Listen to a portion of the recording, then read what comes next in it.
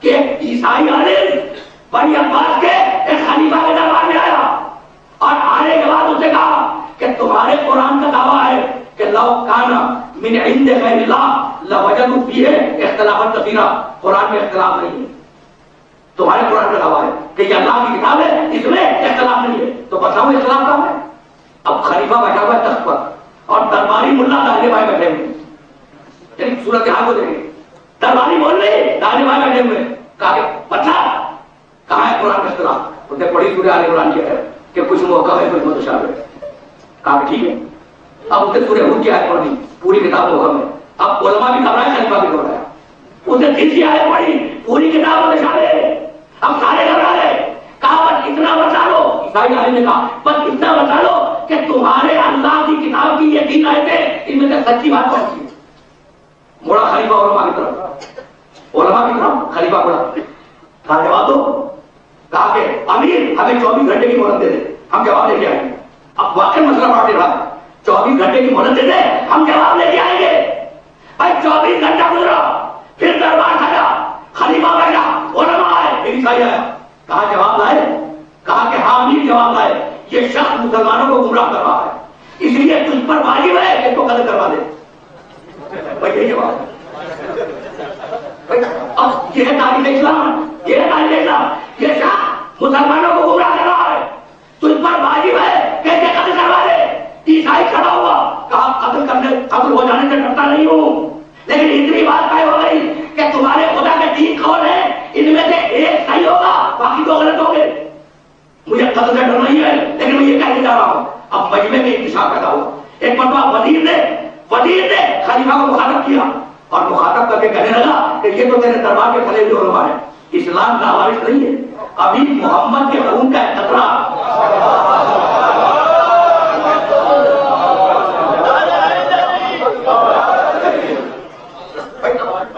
تھوڑا سا بات سب امید بلند ہوئی ہے، لیکن نتیجہ دینا ہے نا، ابھی علم محمد کا وارث موجود ہے۔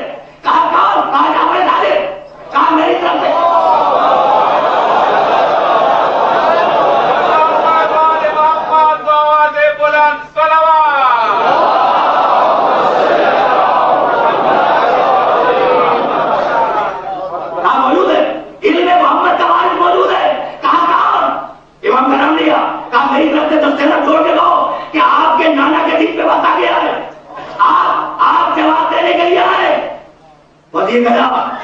امام سے دستخط جوڑ کے کہا کہ آپ کے نانا کے دین پہ وقت آ گیا۔ آپ کو خلیفہ نے جواب دینے کے لیے طلب کیا ہے دربار میں، کہا کہ آؤں گا، وقت معین کیا۔ یہ نہیں پوچھ رہے ہیں کہ بھائی کیا وقت پڑ گیا، یہ نہیں پوچھا کہ اعتراض کیا ہے، یہی تو وہ مسئلے ہے نا جہاں امامت سمجھ میں آتی ہے۔ یہ نہیں پوچھا کہ بھائی وہ پرابلم کیا ہے، وہ مسئلہ کیا ہے جس کے لیے آئے ہو، بس ٹھیک ہے نا میرے نانا کے دین کا وقت آ گیا ہے، اب میں آؤں گا جواب دینے کے لیے، اب میں آؤں گا جواب دینے کے لیے۔ آئے، پورا دربار کھڑا ہوا، امام کو خلیفہ نے اپنی جگہ پہ بٹھایا، خود ہٹ کے بیٹھا۔ اب وہ عیسائی عالم سامنے آیا، اب اسے یہ نہیں معلوم کہ یہ ہے کون، اس عیسائی عالم کو نہیں معلوم کہ یہ آپ کون آیا گیا۔ کہا کچھ پوچھو، بھائی خدا قسم تاریخ اپنے آپ کو اس طریقے سے دہراتی ہے، کہا کچھ پوچھو تو ایک مرتبہ مسکرا کے کہنے لگے سلونی قبل تب قلونی۔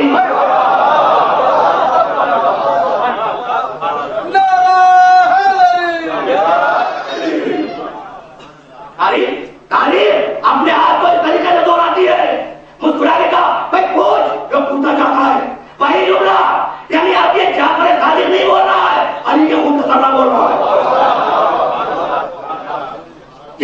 یہ وارث ہے، علوم محمد بول رہا ہے، آگے پوچھ کیا پوچھنا چاہتا ہے۔ اس نے آیت پڑھی کہ پوری کتاب محکم ہے، کہا کہ آپ ٹھیک، کہا کہ آپ کا ایمان ہے شاید کہ پوری کتاب محکم ہے، کہا کہ ہاں ایمان ہے۔ اس نے دوسری آیت پڑھی کہ پوری کتاب متشابہ ہے، کہا کہ آپ کا ایمان ہے شاید کہ پوری کتاب متشابہ، کہا ایمان ہے۔ اب یہ امام بول رہا ہے، علماء تو گھبرائے ہوئے، امام بول رہا ہے۔ کہا اس نے تیسری آیت پڑھی کہ کچھ محکم ہے کچھ متشابہ ہے، کہا آپ کا ایمان ہے، کہا ایمان ہے۔ اعتراض کہا اختلاف ہو گیا، کہا اختلاف نہیں ہے، کہا اختلاف نہیں ہے، تیری سمجھ کا پھیر ہے، جو مومن ہے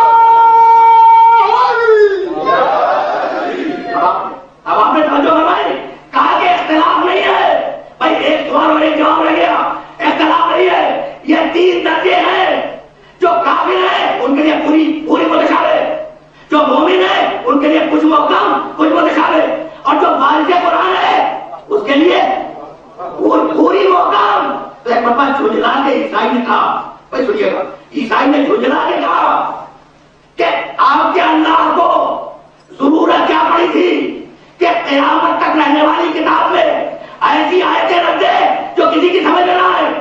ہے نا یہ ایک بات؟ یہ بھی بڑا چیز ہے کہ آپ کے اللہ کو کیا ضرورت تھی کہ قیامت تک جانے والی کتاب میں ایسی آیتوں کو رکھے جو کسی کی سمجھ میں نہ آئے. تو مسکرا کے فرمانے لگے کہ محکم آیتوں کے ساتھ پروردگار نے متشابہ آیتیں اس لیے رکھی کہ قیامت تک دنیا آل محمد کی ضرورت محسوس کرتی رہے.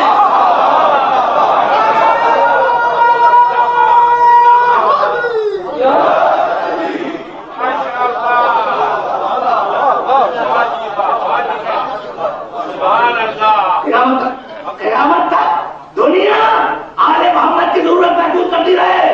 اب عیسائی آئے کے ساتھ اٹھایا، خاموش بیٹھا ہوا ہے، اور اب وہ جو اس کے قتل کا فتویٰ دے رہے تھے اب وہ شیر ہو گئے، کہنے لگے بولتا کیوں نہیں؟